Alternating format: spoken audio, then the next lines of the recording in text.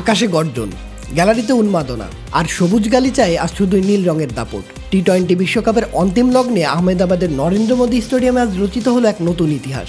কিউইদের দর্প চূর্ণ করে বিশ্ব ক্রিকেটের সিংহাসন পুনর্দখল করলো এক অপরাজেয় ভারত। মাঠের চারপাশে চলল এক নির্দয় চাবুক।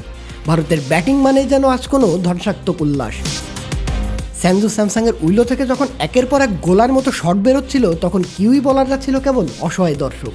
স্যামসনের সেই 89 রানের ইনিংসটি ছিল রাজকীয় দাপটের প্রতিচ্ছবি। অভিষেক শর্মার ব্যাট যেন আজ আগ্নেয়গিরির লাভার উদ্গীরণ করছিল, মাত্র 21 বলে 52। আর ঈশান কিষানের সেই রুদ্রমূর্তি দেখে মনে হচ্ছিল আজ তিনি প্রতিজ্ঞাবদ্ধ ছিলেন কিউই বোলারদের লাইন লেন্থকে শ্মশানে পাঠাতে।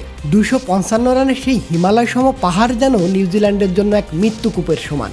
বিশাল লক্ষ্যের চাপে কিউইদের মেরুদণ্ড আজ শুরুতেই ভেঙে তছনছ হয়ে যায়। কিউই ব্যাটারদের আসা যাওয়ার মিছিল দেখে মনে হচ্ছিল তারা যেন আজ 22 গজে লড়াই করতে নয়, বরং ভারতীয় বলারদের কাছে আত্মসমর্পণ করতে এসেছিলেন। স্যান্টনার বা সেইফার্ট লড়াই করার বৃথা চেষ্টা করলেও ভারতের জয়ের ক্ষুধার কাছে তা ছিল সাগরে এক বিন্দু জল মাত্র। একরাশ হতাশা আর চরম ব্যর্থতা নিয়ে 19 ওভারেই মুখ থুবড়ে পড়ল নিউজিল্যান্ডের বিশ্বজয়ের স্বপ্ন। আর বোলিং, সে তো ছিল সাক্ষাৎ যমদূত, জাসপ্রীত বুমরা, যার হাত থেকে আজ বেরোচ্ছিল এক একটি আগুনের গোলা। 4 ওভারে মাত্র 15 রান দিয়ে 4 উইকেট। এ যেন কোনো জাদুকরের কারসাজি নয়, বরং নিখুঁত কোনো ঘাতকের আক্রমণ।